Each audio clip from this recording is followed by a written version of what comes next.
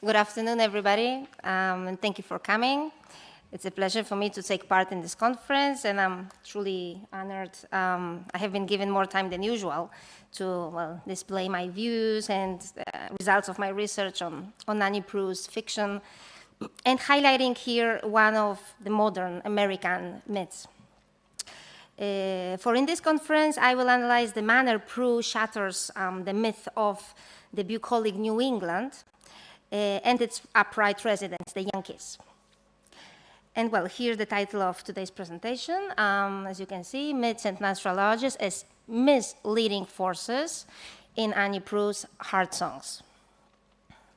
My approach here, the general methodological framework applied is that which relates to cultural studies, and more precisely, the one focusing on place and region. In order to examine the multidirectional impact the area in question, New England, exerts on Proulx's characters, the regionalist approach will be indispensable. To start with, I'd like to advance that the influence of the settings, both the physical and cultural burden of the milieu, will be emphasized above all other facets. Likewise, the archetypal Yankee figure and its confrontation with those inhabiting such a culturally complex area as New England are to be considered.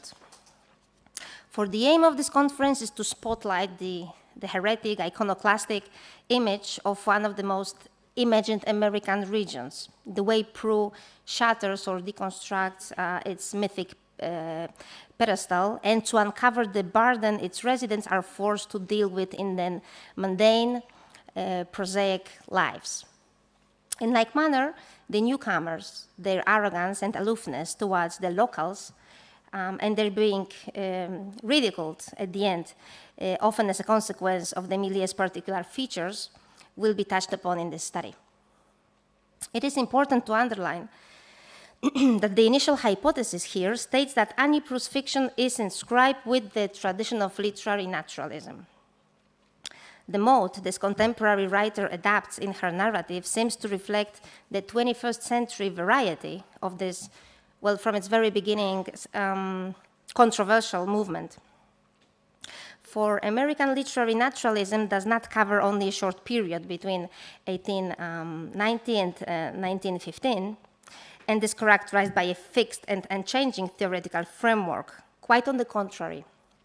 As some scholars, such as Donald Pizer, point out, it remains a vibrant and active field, a genre reinterpreted by each generation according to the critical theories and cultural concerns of its time. In case of Annie Proulx, her works are written following the documentary method, and they feature such qualities as concreteness and circumstantiality. Proulx conducts her research in a truly scientific way. She generally spends at least a year in a place where her work is going to be set. She studies its history, its people, the names, the climate, and of course the landscape. The information she uses comes from different sources, in most cases not official ones. Manual of work and repair, book of manners, local histories, graveyards, etc. She draws sketches and fills her inseparable notebook with all types of details. The author's main concerns and the commonest themes in her work are linked to place, with all its geographical and historical characteristics, understood as a habitat for its residents. Furthermore, economic issues, hence social conditions, play a crucial role as a background in the development of her novels and stories.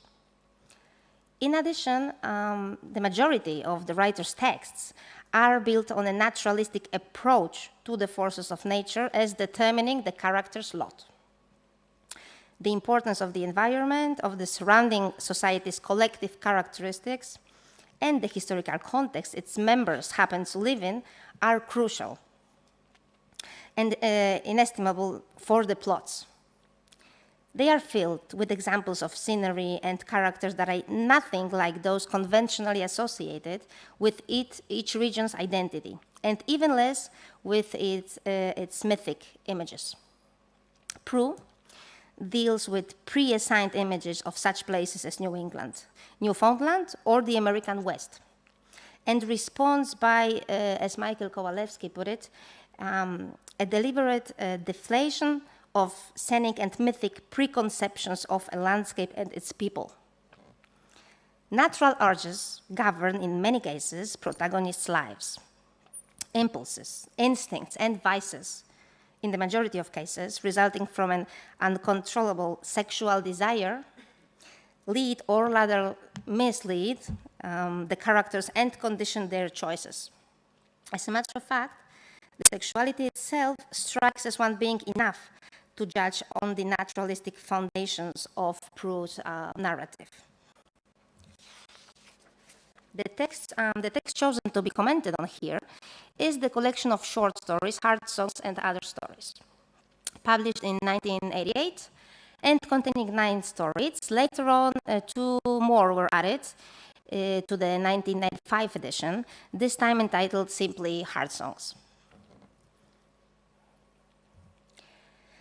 Heart Songs takes place in northern New England, mainly in Vermont.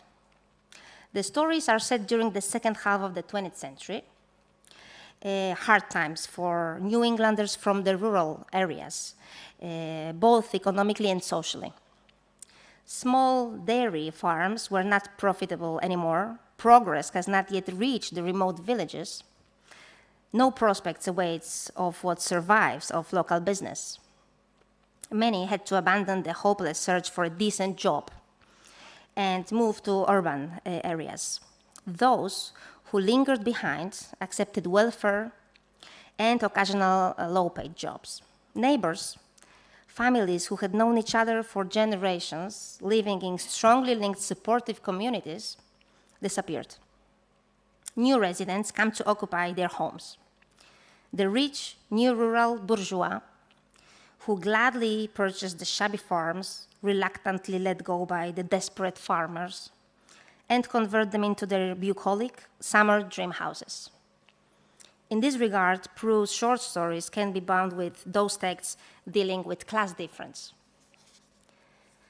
Nevertheless, in her works, Proulx does not classify characters into evil, heartless outsiders and virtuous, genuine locals. In fact, the newcomers are rather mocked. As Karen L. Root points out, the summer part-timers in Heart Songs are often source of humor as they misinterpret and misjudge rural residents living in accordance with the cycle of the seasons. The locals, on the other hand, are not merely victims of the modernity which destroyed their traditions. Proulx's rural characters are far from being idealized. The author describes in no roundabout way, as Root put it, the effects of years of poverty, backbreaking work, domestic violence, incest, rape, and anger that sometimes smolders for decades before it erupts in acts of revenge. What cannot be questioned is that Annie Proulx's New England short stories are excellent examples of critique of regional identity. Obviously, this critique is not explicit, but by setting her fiction in Vermont, a state with, as Ken C. Reardon put it, a long story of being imagined as a romanticized locus of escape, she forces a consideration of the differences between the place that New England has taken in the national imagination and the place that frustrates and kills its inhabitants. Indeed, the power of such an idealized image, both of the landscape and its residents, must not be underestimated. In spite of the fact that in the 20th century, the West was the most imagined region of America, it was not so in previous times. As a matter of fact, even now, West and New England can compete in the number and quality of their imaginary features.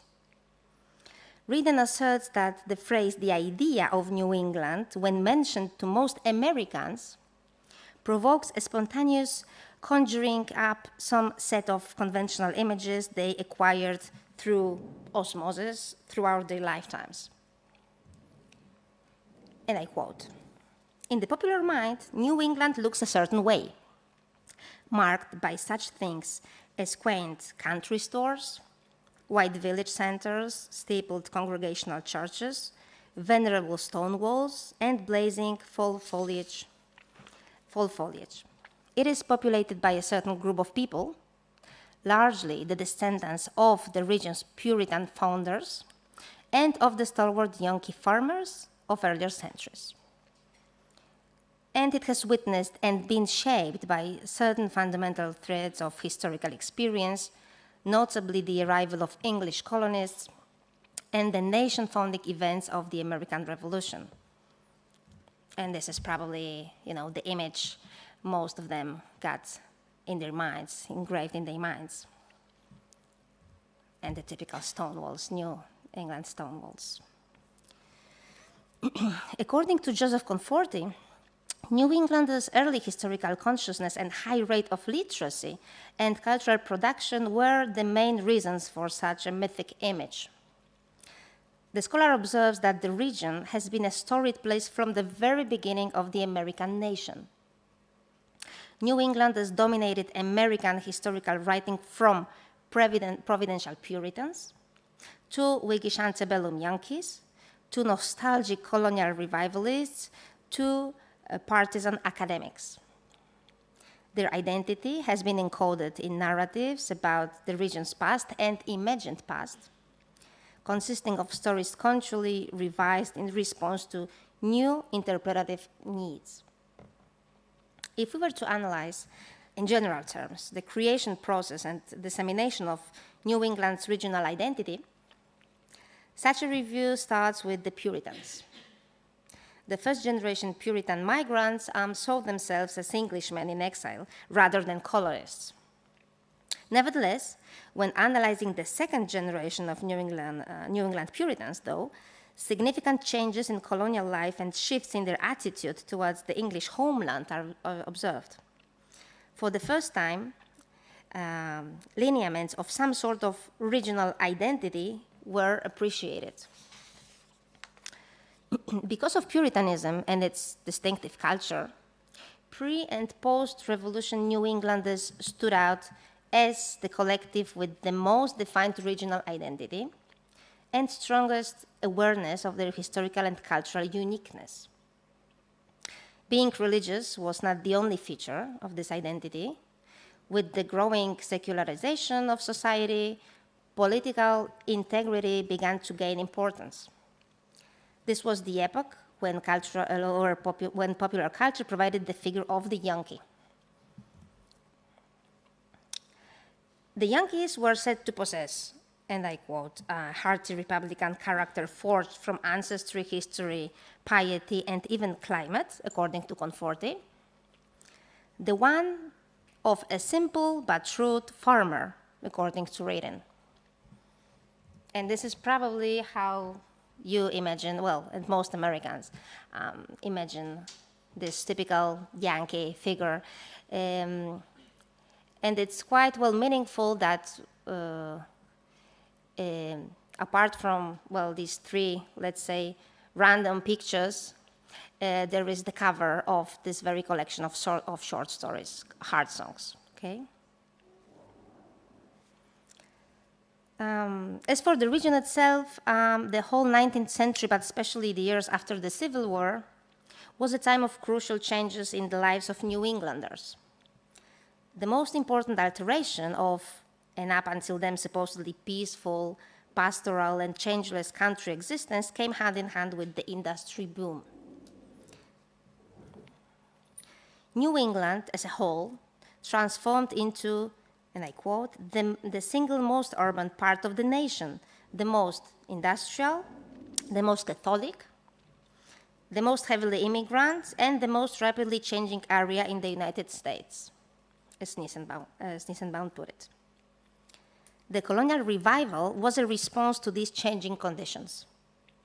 This is when the white-painted Georgian-style houses gained popularity and recognition, and the village centers were restored to resemble a colonial ideal. Moreover, that was when the pilgrim story awakened in the northern imagination.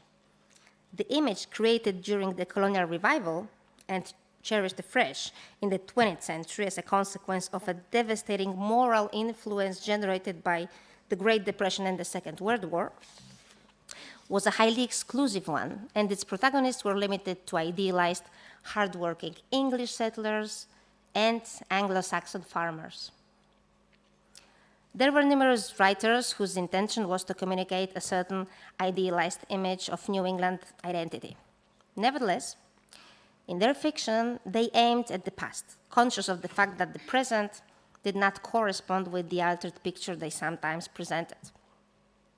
Many of these authors have been condescendingly referred to as local color writers, as they focused on small-scale, closely drawn scenes of village life. Such New England local colorists as Sarah Orne Jewett, Mary E. Wilkins Freeman, or Rose Terry Cook are, in my view, Proulx's predecessors. However, this heritage does not lie in the choice of characters for their works. While these 19th century writers are described today as foremothers of women's literary naturalism, expressing awareness about female characters and female roles, Proulx prefers male protagonists. The linking point is the manner in which the settings are depicted and their influence on New Englanders' lives. Cook, and Freeman afterwards, exhibited in their stories what can be called kind of grimly authentic realism.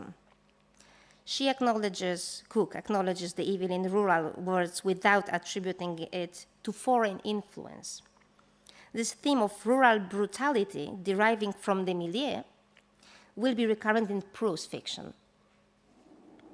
A realistic portrayal of a world where the unfortunate consequences of the historical decline of the region's villages and rural areas are not ignored, a place far from being perfect, moribund, unsustainable, and deserted, especially by young people, such an image will prevail in 20th century writings.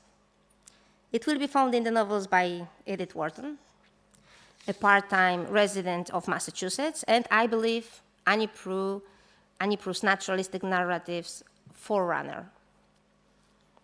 The last 2 decades of the 20th century and once the colonial revival resulting from the post-war moral decay was overcome, a much more inclusive regional fiction eventually began to be created.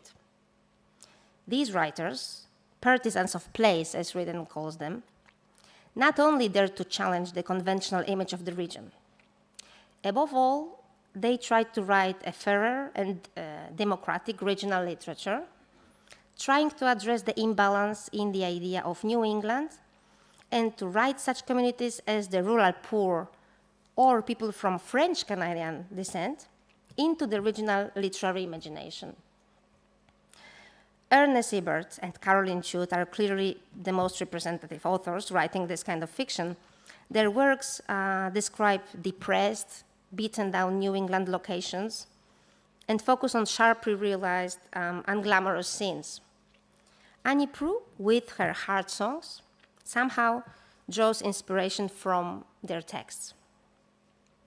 The image of the region that emerges from Proulx's text, too, is clearly unlike the one propagated throughout the colonial revival period.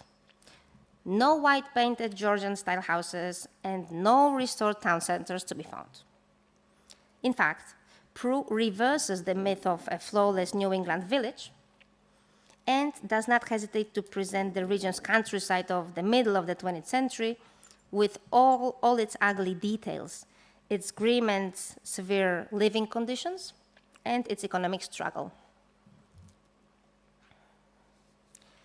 Well, here you can see these beautiful green, New England green fields with these very unglamorous new kind of dwellings, trailers, right?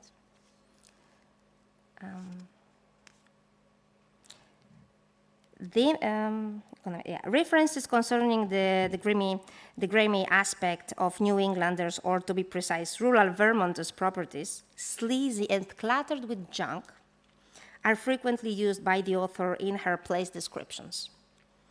Sometimes they signal the loss of such a property by its native owner, it's imminent. But in general, it seems that the shabby houses and trashy surroundings result from some kind of a mixture of poverty, carelessness, and lack of aesthetic sensitivity. And here again, cottages and trailers. In Heart Songs, to give just one example,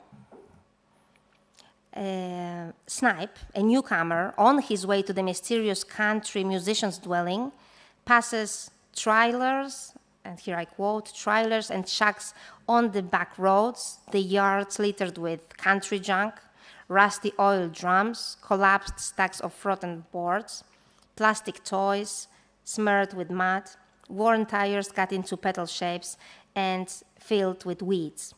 All of them proofs of poor lives, as the narrator indicates, and one can only guess, Proulx is not only referring to material poverty. When finally there, Snipe's impression is that the Twilight's mountaintop farm made a god-awful place to live. Contrast between poverty-stricken and untidy locals' properties and modernistic spick-and-span newcomers' houses is a recurrent theme in the stories, such as Heart Songs or The Unclouded Day. Nevertheless, it is important to underline that the juxtaposition of the two places is not perceived as an image exemplifying the obvious difference between bad and good, ugly and beautiful.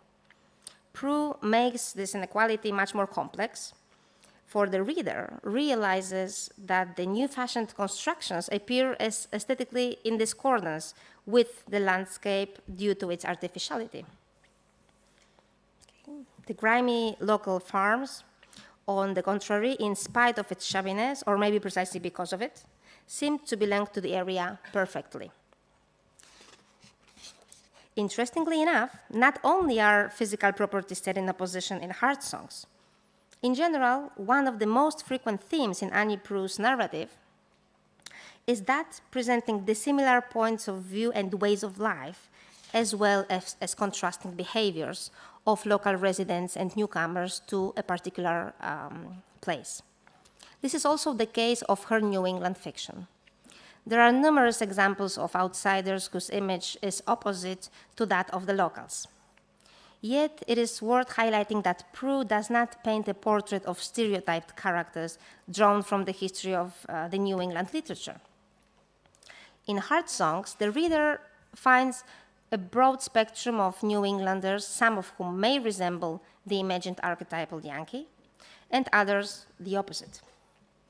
Oddly, cases of those who are conscious of the mythic image they are supposed to represent are capable of using it for financial gain are part of the text too. As for the newcomers, a certain pattern in their representation can be distinguished. Their naive belief that reality reflects the image of the New England they grew up with frequently makes them appear ridiculous. Indeed, it seems that for foreigners, the value of Vermont is the way it receives romantic projections from the observer's mind. The new residents in On the Antler, one of the stories, are presented in a clearly unfavorable light. As a matter of fact, they are mocked.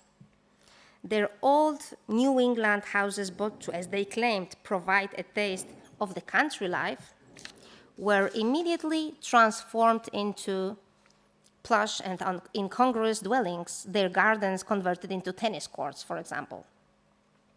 Their desire was to purchase a part of this imagined region, to touch the mythic New England. Most of them held dear the image of Stone, one of the characters, as an archetypal Yankee, And in the end, this was one of the main reasons for drawing them into the country.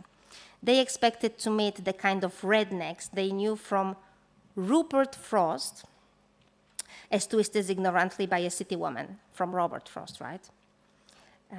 Bill, you look like a character out of a Rupert Frost poem. All right, now I will skip some of the paragraphs for, well, there are some more examples of characters trying to adjust the real New England they moved to with their very real fluid neighbors and harsh surroundings with the image they grew up with and ingrained in their minds. And I will pass to the second part of the paper. All right. Proulx's fiction, as highlighted earlier, not only does shake or shatter the myth of this supposedly bucolic region, she also deals with a variety of social problems resulting from harsh environments and lack of professional opportunities. Furthermore, it encompasses a wide range of human limitations, weaknesses, basic instincts, or vices as ruling forces. The living conditions, in its majority extremely difficult, make the characters develop very little resistance to their body's needs. The theme of sexual urges, the protagonist's unimaginable sexuality, proves outstandingly frequent in its influence on the plot, and it is unquestionable. In Heart Songs is where the largest amount of naturalistic, which in this case means perverted and led by their most primitive instincts, characters are found.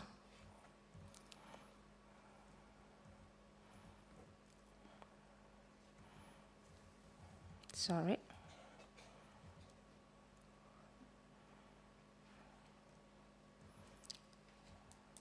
Okay.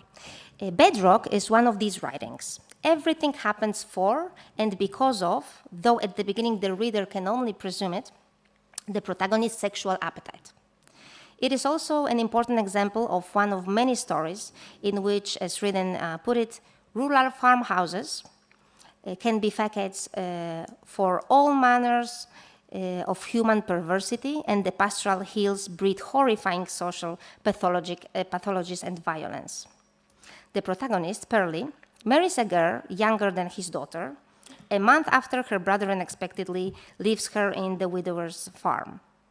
Although Maureen does not stand out in domestic chores, she beguiles the old man the very first night.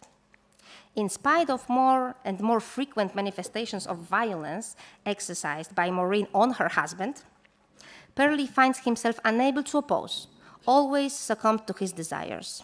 In addition, he realizes he couldn't hit her. He deserved what was happening. The announced reason of Proulx's remorse is explained in the final paragraph of the story. Proulx, years before, raped Maureen when she was just a child, and had not regretted it until the woman's revenge made him suffer. For this prosperous farmer, the girl was not only from a different social class, but almost a different species, a one moved and protected by instincts, for no moral underground had ever been received by this needy, starving creature. The incestuous relationship between Maureen and Bob Chodmaki, her brother, their sexual intimacy turned out to be the only affection, the only durable feeling and protection they could count on in their miserable lives. And yet Maki, inferior species, extremely poor, sloppy, incestuous, and depraved, Bob Hort, her brother, a hard drinker, managed to survive. Not only survived, but to succeed. Guided by instincts and necessity of revenge, or maybe some twisted sense of justice, they took over Proulx's farm. They were in charge now. Young, desperate, and battle-hardened, the Maki turned out to be much fitter than the old lonely widower. 5 minutes? 6, 7 minutes. Okay. All right.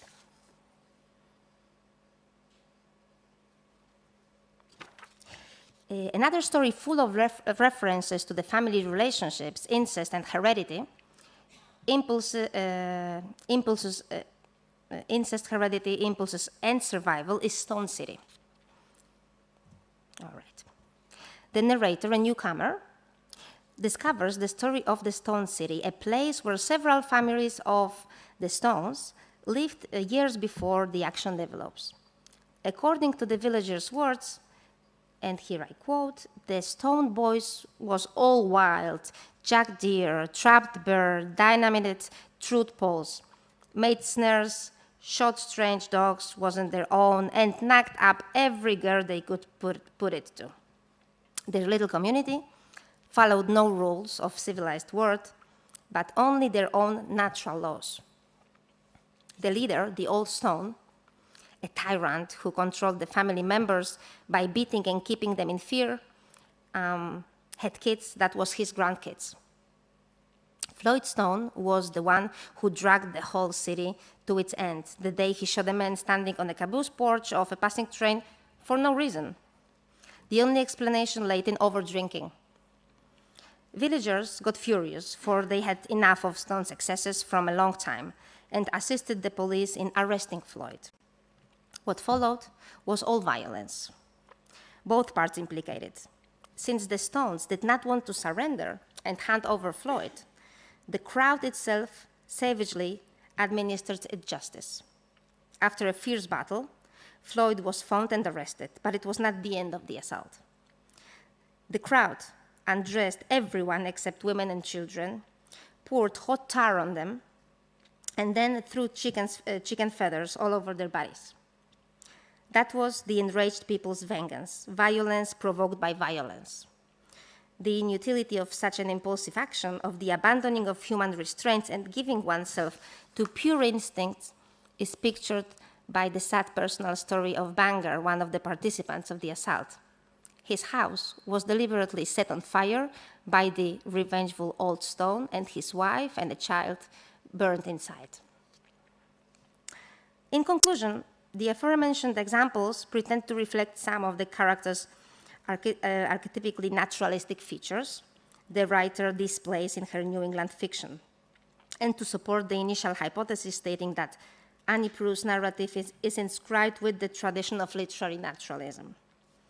Most of Proulx's protagonists are driven by their body's physical needs and vices.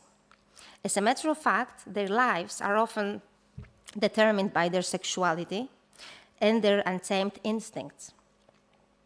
Rational and serene decision-making are features the inhabitants of this harsh area disdain and perceive as flaws, dangerous whims in such inhospitable surroundings. Sexual appetites turn out to be just as strong as any other vital necessity, like hunger or thirst, and are in general improper and accompanied by violence.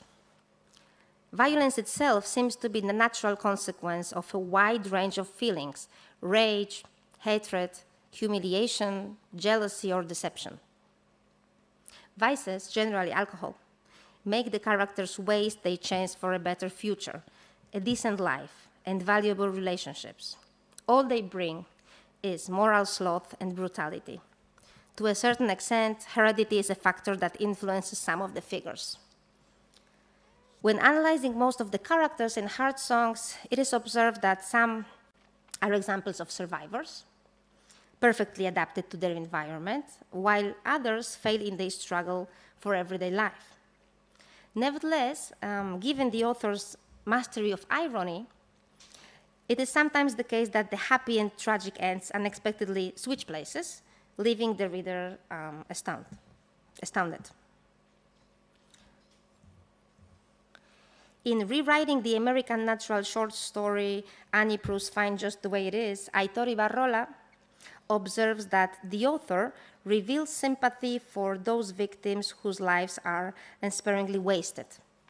This is my perception too. In her treatment of the characters, Proulx seems to be objective, though maybe not scientifically objective. She cannot help sympathizing with the most unfortunate and miserable ones. And it does not necessarily exclude her from the category of literary naturalists, but rather approximates some more to the first writers trying to apply naturalism in literature. Not even Zola managed to conceal his critical view of society. For in the 19th century, there was always a purpose in bringing into light the violence bursting frequently from despair, injustice, hopelessness, or social determinism, and all the disgusting details of vice and its consequences. Some thought that the intention of those works was clearly revolutionary. Some think today this revolution has never occurred. The prominence of strikingly similar problems in Annie Proulx's fiction, including vices, sexual abuse, and violence, leads us, the readers, to a distressing reflection upon the condition of humanity, both in the past and now. As for the New England myth, Proulx plays with the dominant tropes of regional identity. She inverts them, she penetrates the rural surface to get to the underlying mechanisms that produce that surface and the human costs of that production, as Friedan put it. And this is how she discovers New England, a place that is deeply troubled, extremely complicated, and continually whipsawed by contingency and bad luck. The portrait of rural New England created by Proulx is sometimes surprising, sometimes disheartening.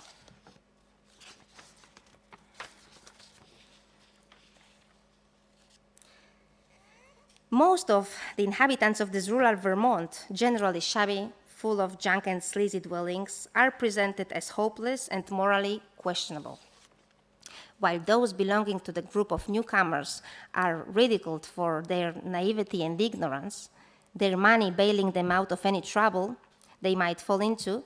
The locals are usually predetermined to fail in their life prospects. Some of the native residents try not to surrender and desperately cling to their impoverished properties and community values. Others give up and, after losing everything, surrender to fate while observing, perplexed and weary, the new set of rules imposed. At the heart of everything, though, there are characters too just as native as the supposedly authentic ones, who have always belonged to this area, though have never been included in the collective imaginary and who come to light with Annie Proulx's narrative. The idea of New England being a pastoral and morally sturdy place is shattered in the majority of the writer's short stories. It is indeed thoroughly demolished, not only by iconoclastic images of grimness and the moral sloth of the poverty-stricken residents, but by the disclosure that filthiness and misconduct have been part of this most idealized of American region from its very beginnings. Thank you.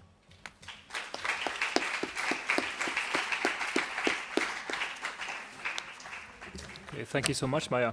I think what you have provided us with is a totally different perspective compared to many of the other papers that have been given in the conference, Yeah. which have been more about how we can re-enchant the world, and Annie Proulx seems to be more about how we disenchant Exactly. preconceived notions of reality, right? Exactly. Okay, so I'm going to hand on the mic to my colleagues here, and if you have any questions, feel free to ask.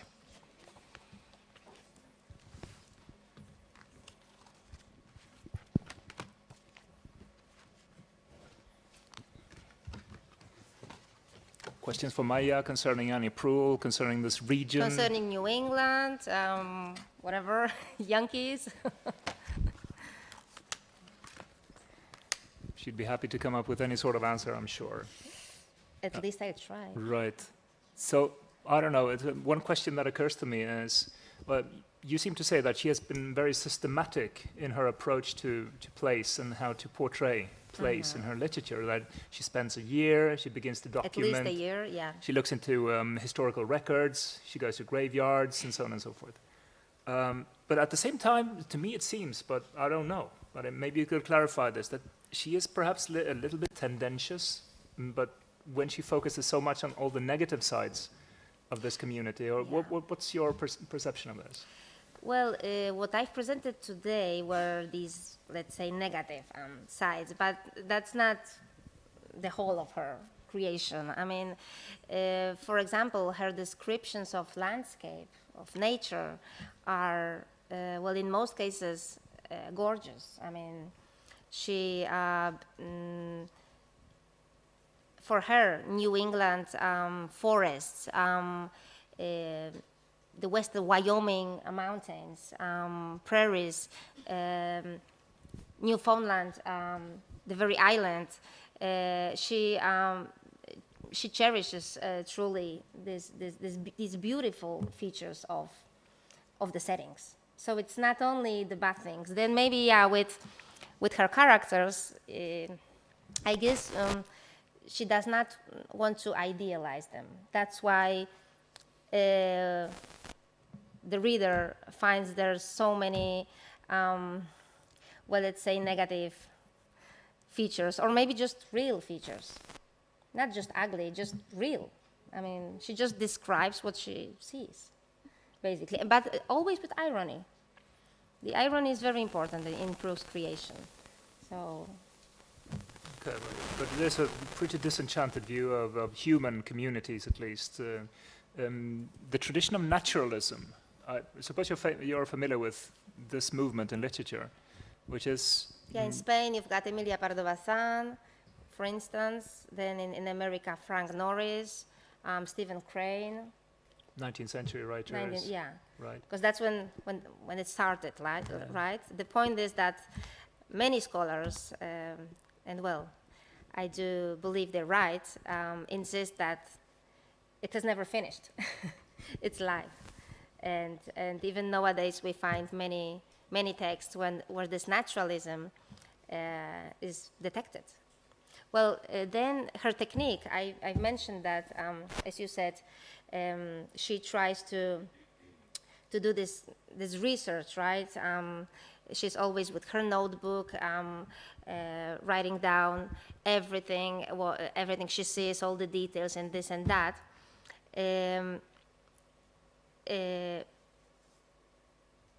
What I see there is the technique of naturalism, but actually she studied history, and her master's dissertation was on French Annales School, which basically focuses on the same, on this in researching detail and not necessarily official sources. So she has never said she's a naturalist, definitely. Okay, but you say it. I say it, and not only me. Well, Aitor Ibarrola and many exactly. more. Your PhD was basically about highlighting that aspect of her work. Exactly. Yeah, and there were many professors who were not really, who did not really agree with this approach. All right, so it's a polemic. Yeah. Okay, I see. Right, come on. A question over there. Do we have a microphone anywhere? Right. Yeah. Okay. Given her approach on researching the area she's about to write about, do you think there's any chance that any characters she's written are maybe reflecting her own persona, given as she portrays the locals as the situation of the locals and how they perceive the newcomers? Is there any chance that some of the characters she's written are based on herself or an instance? On her acquaintances, friends, etc. Well, it is possible, definitely. I even read there was this, one of the interviews with Annie Proulx, in one of them she said that while because she lived in Wyoming she's from New England, let's say. Well, she's French-Canadian, but then she lived almost, they're maybe 30 in New England, but then she moved to Wyoming. And once she said that she noticed that after, because she published three collections of Wyoming short stories. And she said that after the first one, she noticed that when having a drink in her neighborhood's bar, people were really trying not to talk over their problems and tried not to speak up because they were aware that she would probably use it in the next collection. Yeah, so yeah, for sure. It's all based on her observation of the reality. Yeah.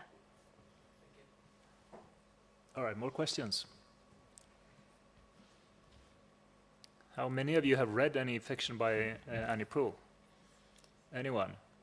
You might be familiar with, yeah? you Which have? ones?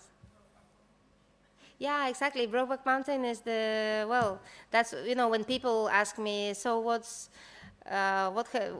was your dissertation about? And I'm like, well, Annie Proulx's novels and short stories, and they're like, Annie Proulx, and then remember Annie Proulx, but then we read it as Proulx, so people are like, so that's when I say, yeah, the author of the short story Brokeback Mountain. Oh, all right. So, but this gay topic is definitely not what she, it's not her thing. This is, again, something that happens. One of the many things that basically happen, and she just describes it. This is what she saw in Wyoming, that there were gays and that they were cowboys. So why not, you know, write about it? Yeah, but so it's about debunking myths Yeah. of different kinds in general in her general. fiction, yeah? Yeah. So she does acknowledge the power of myth for better or worse. For so to better or speak, worse, yeah. Right? Yeah. And then, well, one of my conclusions is that she kind of, I believe, reached this, she really got, she understood well almost all the regions, all the areas she wrote about, except Newfoundland. Because she didn't actually live in Newfoundland. She just spent there some months, having vacations, right, holidays. And yes, she tried to read everything they had there in the library. But what I see there is that somehow the myth, the Newfoundland myth, is not deconstructed, is not shattered. That she herself is under the influence of it.